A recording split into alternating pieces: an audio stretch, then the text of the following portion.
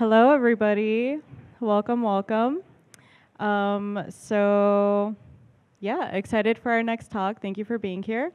Our next speaker will be Taylor Dahlia Bollinger. And Taylor began her plant medicine practice 15 years ago, sitting for her friends while they processed the trauma of growing up queer in Texas. This grew alongside helping organize safety teams at regional Burning Man events in Texas.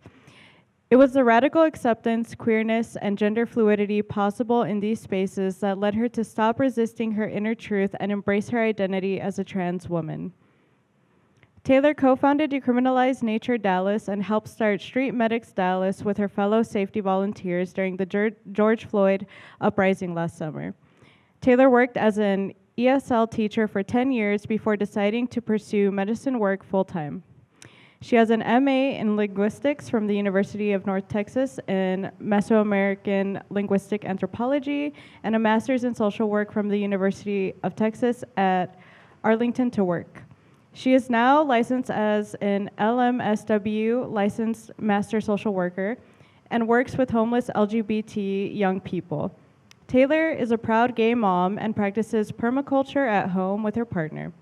Her goal is to be a professional integrative therapist who works with minority populations. She intends to continue to advocate for social change and democratize access to plant medicine, and she's also one of the authors of the Queering Psychedelics book. And to present the next talk, she will be talking about gendered bodies, reflections of a transgender activist in the psychedelic community. So without further ado, Taylor.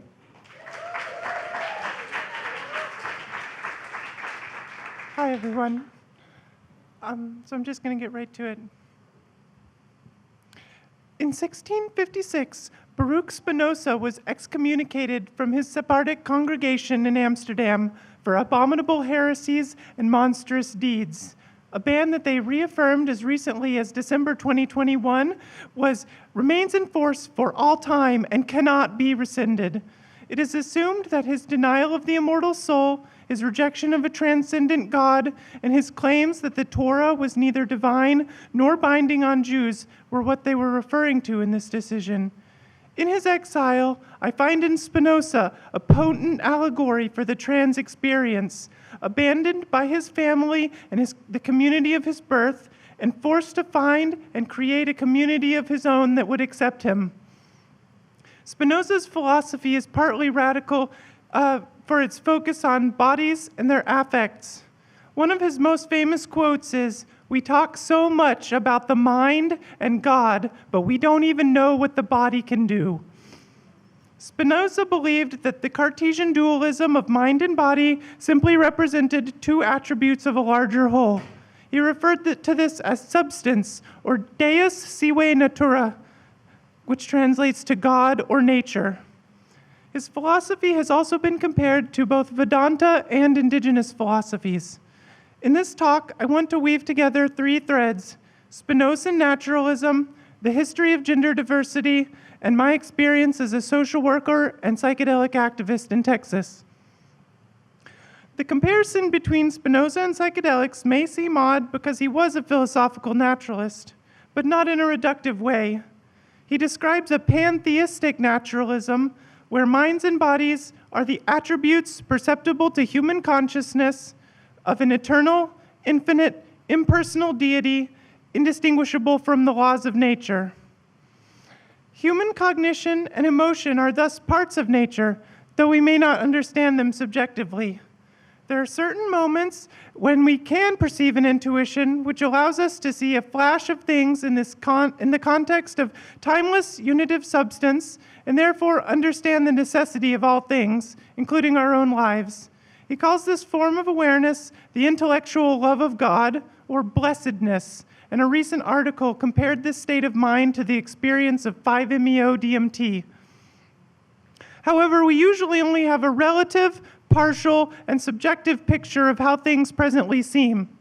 Thus, it takes considerable effort to form ideas about our situation which clearly and distinctly situate their objects in all their causal nexuses and conceptual relations, and shows not just that they are, but what they are, and how and why they are. New scientific results also harmonize with and substantiate Spinoza's ideas.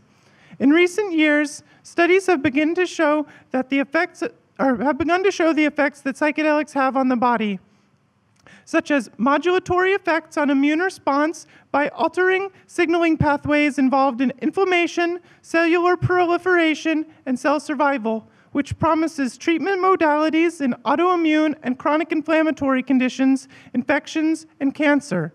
The body keeps the score, as they say, but perhaps it could be induced to play a new game.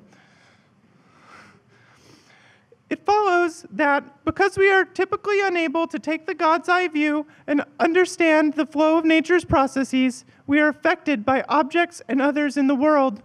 This provokes a corresponding change in our mental and physical capacities, which Spinoza calls an increase or decrease in our power of acting. Joy, for Spinoza, is the movement or passage to a greater capacity for action.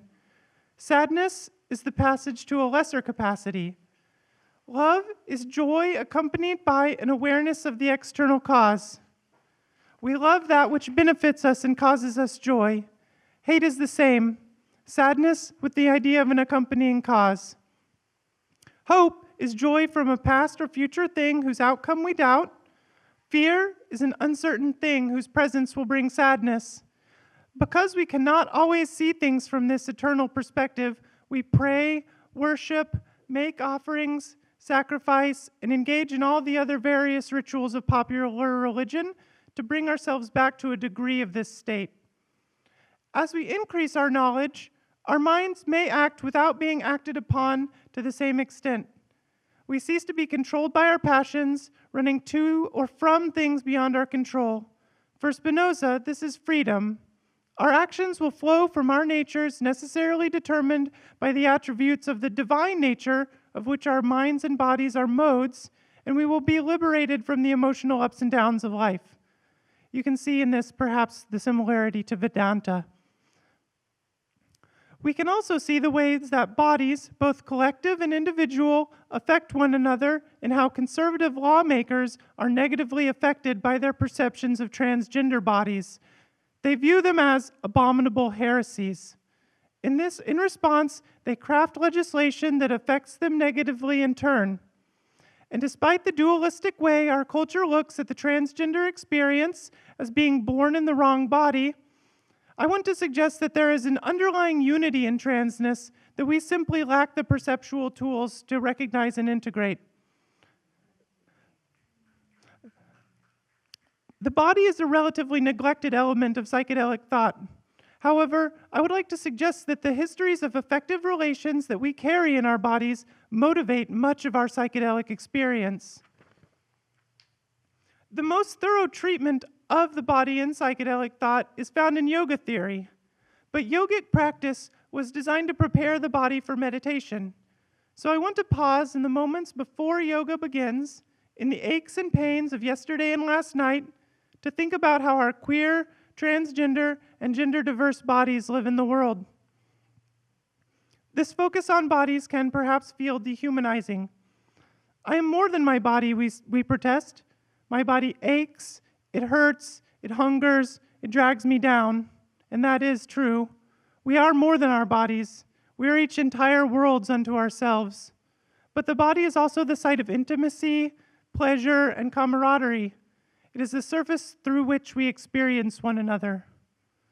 I chose to frame this presentation in terms of bodies because we live in a period in which the rising forces of global fascism seek to eliminate my transgender body and the bodies of everyone like me. The body is, after all, also the surface along which gender transition plays out. In psychedelic culture, we spend much of our time focusing on what Spinoza refers to as the sad passions. I especially want to elaborate on a few of these sad passions that are the sorts of trauma that LGBTQ people carry with them, specifically pain, hate, disgust, and shame.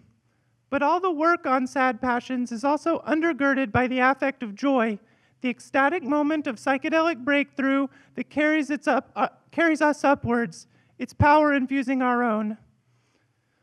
Our feelings begin as sensations, are recognized as emotions, and are judged based on personal and social histories.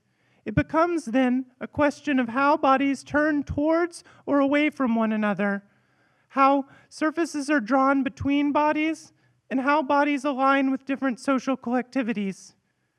The sensation of these collisions forms our sense of the surfaces of our body as apart from others. We tend to forget about the edges of our bodies until something impacts us to remind us. This sense of boundarylessness is also one of the essential elements of the psychedelic experience. If pain draws a boundary around our body, hate pulls us away from some bodies and towards others. Hate is always against something or someone, but it works by aligning them with a group. As social beings, we cannot turn away from one group without turning toward another. But the individual is also produced through these alignments with collectivities. Without the transgression of these borders, the border would not be required. The border as an object evokes disgust, and disgust evokes the border as a distinct object. To be disgusted is to be affected by what one has rejected. In disgust, the body recoils. The movement towards and then out, marking the violation of a border, is what sickens us and causes us to expel. Disgust has been described as closely related to the process of social abjection. Thus, disgust at our vulnerability is what maintains the power of what is above, as it assigns these attributes to specific bodies, objects, and spaces. Shame propels us to hide from the gaze of another, as we have been seen by others as failing to uphold some social norm. It is a painful curling inward on the self, away from others. But this pain cannot be attributed to an object, unlike other forms of pain. So the feeling domesticates us and prevents us from moving away from established norms, often enforced by the love of one's family and the withdrawal of that love. Indeed, most of us queers are intimately familiar with all these feelings. This discomfort is an artifact of our bodily interaction in our environment. Queer bodies cannot be at ease in a cis-normative environment. They cannot sink into spaces and lose track of surfaces. Queer desires become an injury to the family and to social norms, something to be concealed from the view of others, the labor of concealment eventually appearing as something natural. I want to frame the reemergence of transgender identities in the modern era as one form within a more extensive global gender diversity. Gender diversity includes people who have cultural and language-specific experiences, identities, or expressions which may or may not be based on or encompassed by Western conceptualizations of gender and the language that they use to describe it. I only have time for a few examples today from cultures that contemporary psychedelic thought appropriates from. Surprisingly, almost every culture that historically utilized entheogenic plant medicine also made space for gender-diverse people. It is also important to remember that the violence of colonization was refined in breaking the peasant uprisings of the Middle Ages, and that our stringent gender criteria also stem from this period. This period was the origin of the term faggot, because gay men and cross-dressers were also burned in the witch fires. Further, colonization imposed the European gender binary as part of its new racialized power relations. This binary aimed to bring indigenous people into the discipline of market production. Unimaginable violence was done to them to force them to give up their cultural practices. The most violence was done to the non-reproductive hermaphrodites, berdaches, and androgynes among the natives, whom the colonizer viewed with outright disgust. As such, gender-diverse people of color embody much of the intergenerational trauma of colonization. They may no longer be welcome in their tribe due to colonial norms. They must live on the margins of LGBTQ society, where they are often the victims of racist aggression. Two-spirit people must reassemble their identities through oral narratives and historical records, as they have no elders, though this is changing due to two-spirit powwows. Historically, Mayan and Aztec ritual psychedelic use is well established, and the Aztec gender-diverse people, the Xochitlwa, shared the noun root of their name with the god Xochipilli, the lord of entheogenic plants and homosexual sex workers. Stela H at Copan also depicts what is traditionally considered to be Mayan ritual cross-dressing, a male figure wearing a female net skirt. We also know that in these Mesoamerican cases, and also in the case of the Navajo or Diné, Nadlihi, the bodies of these gender-diverse individuals were, and are, considered to bring the two halves of the gendered whole into balance within themselves in various manners. This balance is then reflected outward from them on a cosmic scale through ritual. These cultures possess either a more flexible gender categories than the Western norm, have one or more types of gender-diverse people, or construct it in fluid and contextual ways, as in Navajo society. For the Lakota, the term winkte, which means wants to be like a woman, and denotes a gender-diverse social category occupying a liminal role in the culture, fulfilling ceremonial duties that neither men nor women could fulfill. Both Lakota and Navajo people also practice peyote rituals as members of the Native American Church. In South America, too, we find the Kwariwarmi, gender-diverse priests of the jaguar god Chuquichinche, who would travel through the Andes performing ceremonies in honor of their god, the golden or rainbow jaguar, the divinity of fertility and diversity, the peaking of the senses, and the guardian of hermaphrodites. The worship of this jaguar figure seems to originate in the Moche cultural zone, inheritors of the Chavin people, perhaps the oldest ceremonial practitioners of psychedelic rituals in the Americas, if not the world. The Moche, it must be said, also had no prohibition against homosexuality. In Africa as well, the Pongwe or Fang people who practiced the Bwiti Iboga religion had a designation, Abele Nem Ebongo, which roughly translates to lover of boys. Intimate relations with the Abele Nem Ebongo were supposed to transfer mystical powers onto the dominant partner, including being a medicine for wealth. Such dalliances were allegedly quite common in pre-colonial Fang society. One of the more famous types of gender-diverse people are the Hijra of India. However, this term is derogatory, and these individuals prefer to call themselves Kinnar in Sanskrit or Kajwasara in Urdu. They are present in both Indian medieval epics, the Ramayana and the Mahabharata. Their blessings, dancing, and singing are sought out for birth ceremonies and weddings to this day, despite their low status within Indian society. Moving westward, Scythian gender-diverse diviners known as Anariya were members of the orgiastic cult of the goddess Artimpasa. Scythian religious practices were shamanic and used cannabis in communal and psychopompic rituals to achieve altered states of spiritual consciousness, as well as allegedly boiling pregnant mare urine to concentrate estrogens. There also seems to have been a tradition of gender-diverse people in Europe. In Scandinavia, the sadir was a form of occulted, visionary, shamanic magic associated with weaving and hence practiced mainly by women. However, some men were also practitioners known as the Seithmadr. These men were considered to be ergi, or unmanly, feminine, and homosexual, or skrida, meaning hermaphrodites. Henbane and cannabis have also been found in the graves, also containing the iron distaff wand of the sadir. Further, the English word bad contains a seed of this history. The word is from the 15th century, descended from the word badal, a derogatory term meaning an effeminate man, hermaphrodite, or cross-dresser.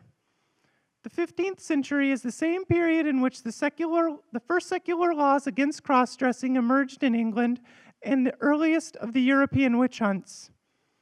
So we can see that gender-diverse people are exalted in some societies and dejected in others. The exalted and untouchable are both bound by ritual, incommensurate with the operation of day-to-day life. Purity can only be achieved through the abjection of all debased elements, through the emotional displacement of disgust and repulsion of those elements and bodies imputed as lower. Thus, we can see an underlying sacred unity, regardless of the social position of gender-diverse people in any particular society. When we extend our lens to look at contemporary transition in terms of ritual, one sees an abjected state in which power is handed over to family members, friends, communities, and legal institutions to decide if and when to reincorporate the individual under a new gender identity, and they are often denied the redemptive sense of their place in the order of things. As a result, gender-diverse people have built their own rituals, stylized ball culture and its attendant houses, cross-dresser conventions, pride marches, extended families of fictive kin, days of visibility and remembrance all serve to recreate the social support withdrawn by their birth kin. Even prosaic rites of passage in transgender life, like doctor visits, gender marker changes, and surgeries, are rituals of this sort. I also know of 2 transgender women working on projects to create safe spaces within ayahuasca culture for gender-diverse people. Being gender-diverse in psychedelic ceremony requires seeing ritual in a less romantic way. Despite resistance to dominant norms, psychedelic settings are often uncomfortable for gender-diverse people. We must think in concrete terms about the other participants and their behaviors. There's a felt tension between one's queer body and the cis-sexist social norms that the other participants have internalized, and that is a cause for wariness. Ritual is marked as relatively more prestigious in relation to social power than other activities, and it uses a series of strategic and contextual settings to set itself apart from ordinary life. It creates restricted access to a container space in which interactions occur in a structured way. Ritual is also conditioned by a heightened formality of movement and speech, the involvement of a specialist, a routine schedule of occurrences, special objects, texts, and dress.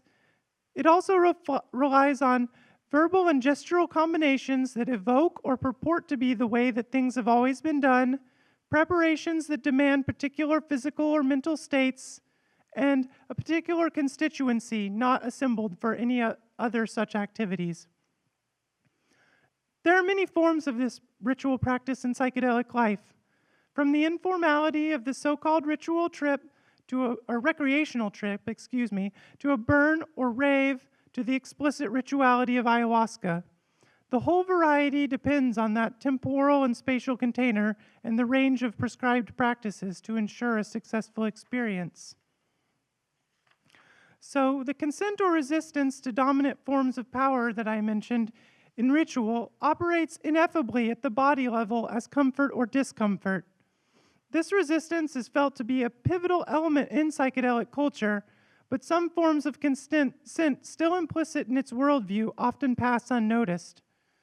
The ritual environment and participants' bodies within it work to construct a circular process that tends to be misrecognized, if it is perceived at all, as values and experiences impressed upon the person and community from sources of power and order beyond it. This socio-cosmic process is fundamental to participants' sense that the ritual has been successful and that they have been redeemed within the order of things. This sense is authorized by whatever spirit one happens to believe in. This is also an increase in their power to act that is mediated through various cognitive, emotional, and practical schemes that participants internalize during the ritual. So another reason that I adhere to Spinoza naturalism here is because the most metaphysical forms of psychedelic thought are also often the most strongly gendered. Even medicalized therapy procedure is drawn from a secularized model of these rituals, so it still maintains some of its pre-existing ideological biases, like the gendered therapeutic dyad. So a little bit about myself. My psychedelic ritual home is Mischivia, a regional burn in North Texas. It's a small event compared to Burning Man with less than 1,000 people, founded by a group of troubled young Gen Xers from Denton, Texas. They're the cooler older cousins I always needed growing up. Mischivia used to be a notoriously intense and chaotic event, so much so that people from other burns avoided it. But as we've grown up and become ourselves together, it has mellowed considerably. It also used to be a much straighter burn. When Mischivia started in 2005, it was much harder to convince minorities to camp in the middle of the woods in rural East Texas.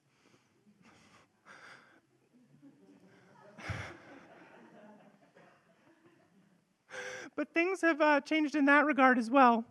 The millennial cohort was always poly and bi, but today Mischivia is not just queer, but transgender as well. Honestly, it was this sense of safety and community provided to me, or the sense of safety this community provided me that allowed me to feel comfortable enough to transition at all. So while I was on the planning board of this organization, my partner overdosed on heroin. So if you were here before I started, I mentioned that they're the reason that I'm here today, and that's because that's when I started to take psychedelic healing seriously. Using the work of Stanislav Grof, we began a reciprocal emotional process that allowed each of us to hold space for one another while we healed.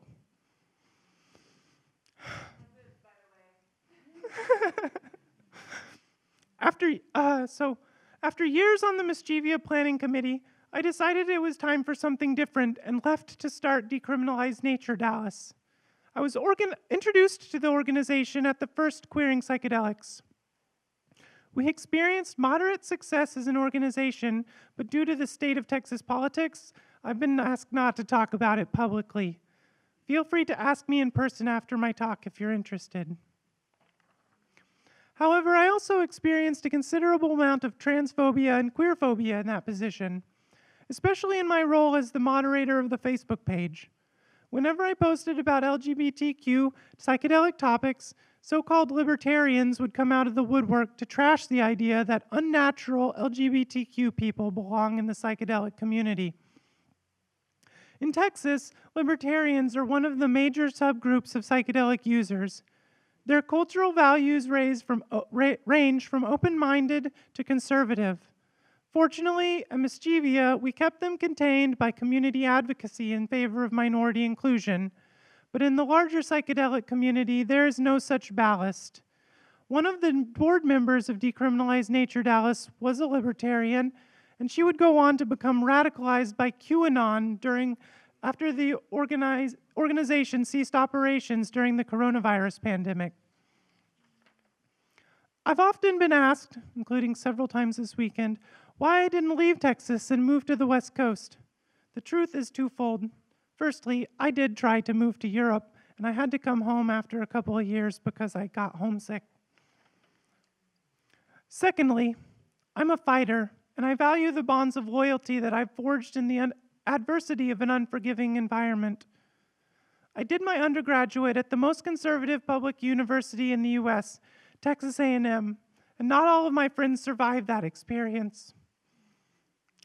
So my psychedelic naturalism was also forged in the fire of religious fundamentalism, which is why I still hesitate at narratives that place the spirit before the world. I was asked to participate in the Queering Psychedelics book, and then this conference after I met Bia at a MAPS conference in Austin, where I spoke about Decriminalized Nature Dallas. I reminded the audience that places like Texas are the front lines of medicine work, and that so much remains to be done. I have 2 adopted nieces who are trans teens who live down the street from me, and there's another trans boy in our neighborhood. Fortunately, all their parents are affirming, but LGBTQ kids are 400% overrepresented among unaccompanied homeless minors. They are exclusively homeless because of family rejection. Many of my trans friends experienced this when they were young. In my social work, I have worked at a transitional living program for homeless teenagers. I had the opportunity to be the first trans adult many trans teenagers had ever met. I was the first person to ever affirm them and to show them that they could have a life and succeed. I may have to leave Texas, but it won't be until I'm forced out. As a social worker and advocate, my beliefs compel me to fight for as long as possible. I owe it to those kids. I will not run. I will smuggle them out if I must, but I will not leave them.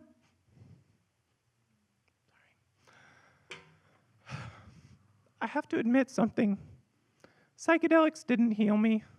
Transition healed me.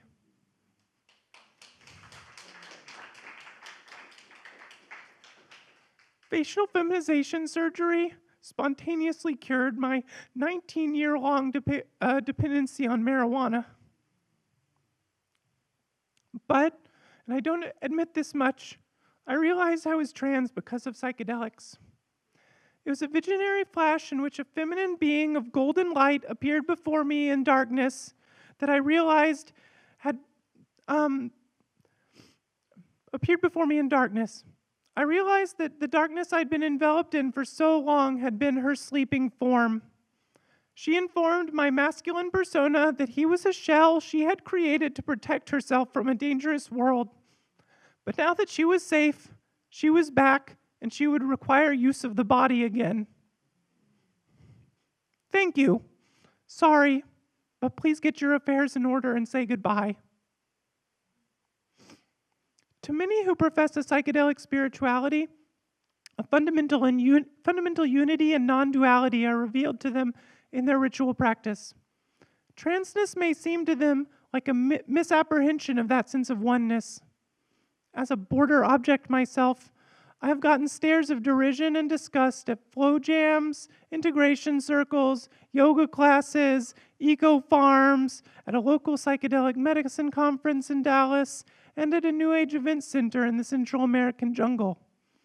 These microaggressions illustrate the effective complicity of even otherwise open-minded people in the dominant system of power relations.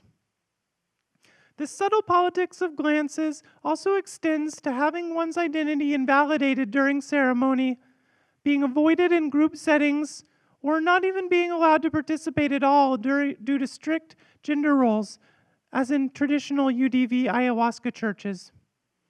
For example, there's a local festival called Medicine for the People that has strongly gendered components. Would I be included, or would I be confronted there? I feel too much shame to even try. Of course, gender-diverse people are vulnerable to sexual violence in and around a ritual setting in the same manner that cis women are. To have such potential for violence hanging over one's head may impede the ability to engage in ceremony.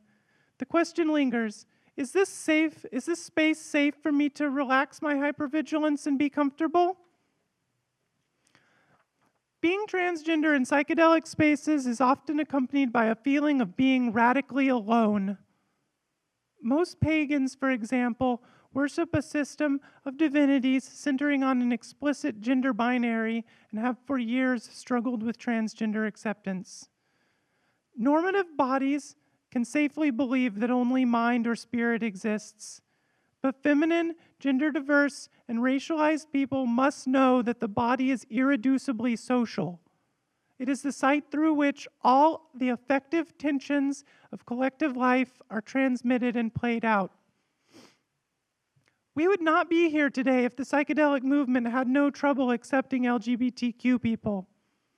In my recently published thesis, I found that 86% of therapists, in Texas admittedly, are not competent to work with transgender clients. On the other hand, gender-affirming treatment has also been shown to be strongly correlated with improved mental health outcomes. One study found a 60% lower odds of depression and a 73% lower odds of suicidality in youths who received gender-affirming treatment, which is, and I say this somewhat jokingly, even more effective than psychedelic therapy. Our movement here today desires to produce difference within the psychedelic movement in the same manner that the LGBTQ and psychedelic movements seek to produce difference within the broader context of social reproduction. So, I hope that this talk can be a framework for thinking about psychedelic gender diversity and produce a difference within a difference.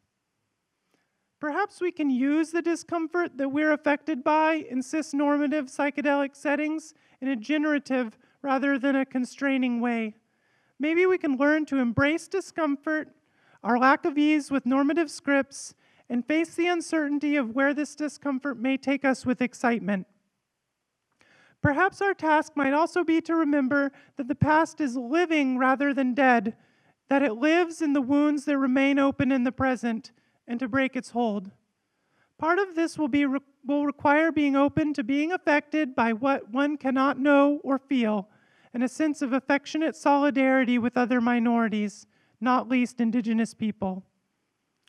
If the psychedelic community intends to heal the deeper traumas of our society, we must transcend the colonized gender binary and cease the ongoing violence, because in truth, psychedelic conversion therapy is still ongoing to this day. We can start as individuals and look inside ourselves at the damage done by capitalist colonization. How are our individual and intergenerational traumas situated within that historical violence? We can sit with the collective trauma that we, as white-coded subjects, are complicit in. And how can we repair that damage? How much of ourselves have we excised to conform to socialized gender expectations? To our race and class? What demands like this have we made of others? Why? It is also impingent upon us to stand in material solidarity with Indigenous land rights and ways of knowing. Looking at human culture and history, it is evident that gender-diverse people flourish when socially supported, even coming to play vital social roles. As a Two-Spirit native once said, queer and Indigenous liberations are interlocked. But ultimately, this liberation will require collective and institutional action. What would our movement look like if we centered it on those on the receiving end of social violence and social death? What if we created spaces for the trauma of the abject to come to the surface? This would require a sense of safety that would have to be carefully cultivated, and it would be up to us to safeguard its flowering. Something I haven't heard enough about this weekend is psychedelic power and queer power. Psychedelics help us to develop our inner power, and I want to close by saying that queer and trans people should let that reflect into the outer world by taking direct action, building and connecting affinity groups, and by seeking to take institutional power within our movement. In doing so, we could open ourselves in our movement to the affect of trans joy, increase our capacity for genuine resistance to dominant norms, and maybe, finally, to attain true blessedness. Full trans liberation now. Thank you.